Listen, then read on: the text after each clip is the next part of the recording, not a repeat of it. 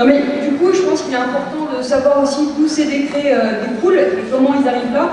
Parce qu'en fait, ils n'arrivent pas là par hasard. Il faut savoir que c'est une logique qui est enclenchée depuis maintenant une vingtaine d'années, qui a été commencée par la GCS en 1994, qui a décidé de créer un nouveau secteur de privatisation, qui est en fait l'éducation. L'éducation au sens large. Donc ça passe de la maternelle et également à l'université. Donc, d'un point de vue historique, il y a deux choses qui ont mis en place ces réformes et ces décrets. Ça s'appelle le processus de Bologne et la stratégie de Lisbonne. Et donc, du coup, ça a donné localement naissance à la LRU, il y avait un pré-projet en 2003 pendant la LMD, qui prévoyait aussi l'autonomie des universités. Donc, la LRU, c'est quoi? C'est une loi cadre et structurelle. Ça veut dire qu'elle va poser des bases, qu'elle va poser des fondements qui vont permettre, après, d'élargir selon les décrets au bon vouloir des ministres de l'enseignement supérieur. Et donc, du coup, les cadres qui sont posés par la LRU, ce sont des cadres qui sont très larges. Et donc qui permettent des décrets qui sont eux-mêmes larges et assez vagues sur certains points. Et donc l'orientation, d'un autre point de vue, il y a l'orientation générale de cette loi, qui est une orientation qui vise vraiment la privatisation et la capitalisation des universités. Donc ça veut dire que, en gros, localement, on a le droit à une mise sur le marché de l'éducation et de l'enseignement supérieur. Et évidemment aussi de la recherche, qui est un point non négligeable d'un point de vue éducation dans les facs.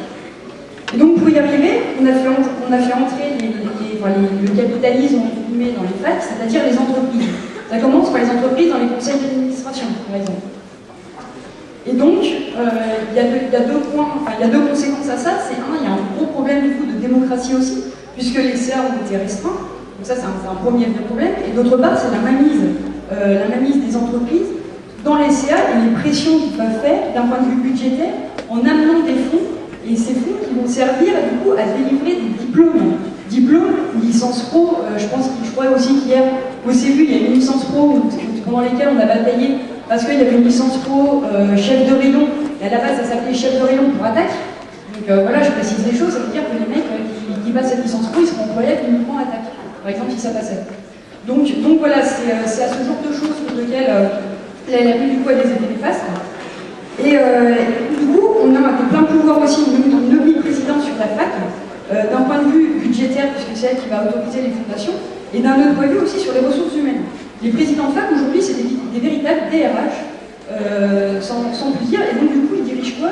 Ils dirigent les biatos, et aussi pour l'aspect recherche, et ce qui est directement en lien avec les enseignants-chercheurs. Et donc du coup, il faut adapter ces statuts. Et ces statuts, c'est quoi? C'est le statut des enseignants-chercheurs dont on a parlé tout à l'heure. Et donc, sur un autre point de vue, pas sur un autre point de vue, mais en parallèle de ça, on a aussi une vision qui est d'autant plus élitiste de la fac.